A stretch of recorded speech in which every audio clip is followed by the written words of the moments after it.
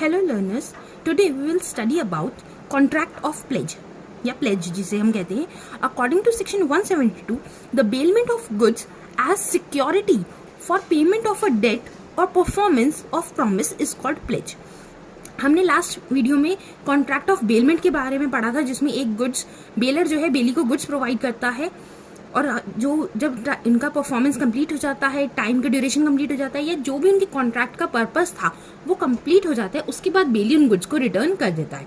Same ही contract of pledge में होता है, लेकिन कॉन्ट्रैक्ट ऑफ प्लेज में क्या होता है, इसमें हम मेनली गुड्स की वजह से गुड्स को यूज करने के लिए या टाइम पीरियड के लिए ही हम गुड्स को नहीं दे रहे हैं, इसमें हम गुड्स एज अ सिक्योरिटी दे रहे हैं. फॉर एग्जाम्पल, अमन और राकेश दो पर्सन है. अमन ने राकेश को लोन दिया था 50,000 रुपीज का और इसी लोन के लिए राकेश ने उसे अपनी ज्वेलरी दी, यानी कि ज्वेलरी भी गुड्स में आ गई, एज अ सिक्योरिटी दी है.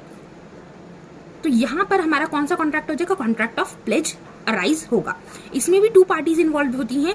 जो हमारा कॉन्ट्रैक्ट ऑफ बेलमेंट में बेलर था उसे हम यहाँ कहेंगे पॉनर या प्लेजर, यानी कि जो गुड्स दे रहा है वो कौन हो जाएगा? हमारा पॉनर और प्लेजर. और जो गुड्स ले रहा है अपने पास में बेली, वो कौन हो जाएगा? हमारा पॉनी या pledgee. Essentials of a valid pledge.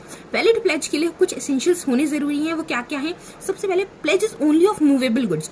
जब भी हम गुड्स इसमें ट्रांसफर करेंगे वो गुड्स ऐसे होने चाहिए जो कि मूवेबल हो. इमूवेबल गुड्स को हम कॉन्ट्रैक्ट ऑफ प्लेज में कंसिडर नहीं करते हैं. Next, pledge involves judicial position of goods, यानी कि इसमें जुडिशियल पोजीशन यानी कि जो एक्चुअल ओनर है, जिसके पास लॉफुल राइट है गुड्स का, वही गुड्स को ट्रांसफर कर सकता है. ऐसा कोई पर्सन जिसके पास लीगल राइट नहीं है उन गुड्स का, वो उन्हें कॉन्ट्रैक्ट में ट्रांसफर नहीं कर सकता. Third, pledge involves transfer of possession. इसमें हम क्या करेंगे? Transfer of possession. जिसके पास एक्चुअल गुड्स हैं वो दूसरे को उनका पोजेशन दे देगा. इस हमारी जो एग्जांपल हमने पढ़ा था इसमें अमन और राकेश वाला, राकेश के पास ज्वेलरी थी और राकेश के पास ज्वेलरी का पोजीशन था. बाद में वो ज्वेलरी किसके पास आ जाएगी? पोजीशन का राइट किसके पास हो जाएगा? अमन के पास. Next, pledge can only be of saleable commodity. Pledge हम उन्हीं का ही करेंगे जो सेलेबल कॉमोडिटी है, यानी कि जिनको बाद में हम सेल कर सकें. फॉर एग्जाम्पल, अगर हमने जो एग्जाम्पल लिया है अमन और राकेश का, अगर राकेश उसे 50,000 का लोन नहीं अब चुका पाता तो अमन के पास राइट है कि वो उस ज्वेलरी को सेल आउट कर देगा, क्योंकि वो सेलेबल आइटम से सेल करके अपने जो लोन की अमाउंट है उन ज्वेलरी से रिकवर कर सकता है. And the last one is pledge involves return of goods. जब हमारा कॉन्ट्रैक्ट कंप्लीट हो जाएगा तो अमन को राकेश की ज्वेलरी या जो राकेश के गुड्स हैं वो उसे रिटर्न करने पड़ेंगे. नेक्स्ट हेडिंग है हमारी राइट्स ऑफ पॉनर या प्लेजर. क्या क्या राइट्स हैं प्लेजर के पास? Right to get back the goods pledge. Pawner के पास ये राइट है, जब कॉन्ट्रैक्ट फुलफिल हो जाएगा, उसने जो लोन या डेट लिया है उसकी अमाउंट वो फुलफिल कर देगा, तो he has the right to take back the goods, कि अपने गुड्स को वो वापस ले ले. नेक्स्ट, राइट टू इंक्रीज और प्रॉफिट. अगर उन गुड्स में कुछ इंक्रीज हुआ है या उसका कुछ प्रॉफिट हुआ है उससे, तो उन गुड्स को वो उसके पास जो मतलब इंक्रीमेंट हुआ है या जो प्रॉफिट हुआ है वो उस प्रॉफिट को वापस ले सकता है.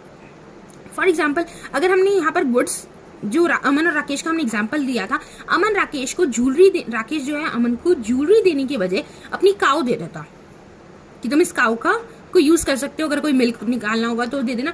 और उसी टाइम में भी काऊ ने काफ को बर्थ किया है, तो अमन के पास ये राइट है, राकेश के पास ये राइट है. हमने पहले वाले एग्जांपल में क्या करा था? राकेश के पास ये राइट है कि जो उसने काऊ दी है उसके साथ उसको काफ भी उसको वापस मिले. Next, right to compensation. Pawner के पास ये राइट्स है कि अगर उसके जो गुड्स उसने दिए हैं उनका ढंग से ध्यान नहीं रखा गया, तो जो भी उसकी वजह से उसको लॉस हुआ है वो लॉस वो बेली से पॉनी से ले सकता है. Last one is right to get profit in case of sale. For example, हमने जो एग्जाम्पल लिया था अमन और राकेश का, अमन ने उसकी ज्वेलरी सोल्ड कर दी और वो ज्वेलरी सोल्ड होती है हमारी 60,000 में, जबकि लोन की अमाउंट थी 50,000. तो यहाँ पर जो राकेश है यानी कि प्लेजर है, उसके पास ये राइट है कि जो भी सेल के टाइम पे प्रॉफिट हुआ है वो सेल अमाउंट वो वापस ले लेंगे. 10,000 का प्रॉफिट उसके पास को लेने का हक है. नेक्स्ट, ड्यूटीज ऑफ पॉनर और प्लेजर. प्लेजर की ड्यूटीज क्या है? टू पे द डेट. जो भी उसने डेट लिया है, लोन लिया है, उसको टाइमली वो पे करे. To disclose the defect in goods. अगर जो उसने गुड्स पॉनी को दिए हैं तो उस गुड्स में अगर कोई डिफेक्ट है तो उसके बारे में सब कुछ बात बताए वो।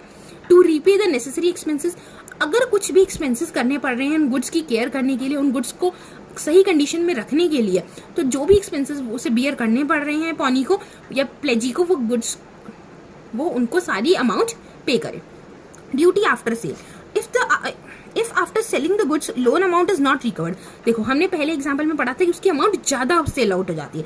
फॉर एग्जांपल जो हमारा एग्जांपल हमने लिया हुआ था अमन और राकेश का, उसी से मैं आपको क्लियर कर रही हूँ। जैसे राकेश ने उसको अमन को अपनी ज्वेलरी दी थी और ज्वेलरी 40,000 में ही सेल होती है, लेकिन लोन की अमाउंट कितनी थी 50,000, तो राकेश की ये ड्यूटी बनती है कि जो बचे हुए 10,000 हैं वो भी वो अमन को पे करे आफ्टर द ज्वेलरी के बाद भी। ठीक है, नेक्स्ट हमारी हेडिंग आ जाएगी राइट्स ऑफ प्लेजी। प्लेजी के क्या क्या राइट्स हैं?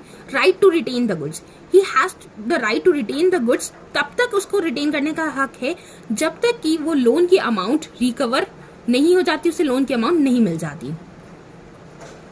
Next right to retain for subsequent advances. हमने राकेश और अमन का ही दूसरा में एक एग्जांपल लेते हैं कि अमन और राकेश दो की बजाय हम यहाँ पर एग्जाम्पल ले रहे हैं अमन और सीता का। अमन ने सीता को लोन दिया 50,000 का और इसकी जगह पे उसने उसे गुड्स दिए, ज्वेलरी अपनी।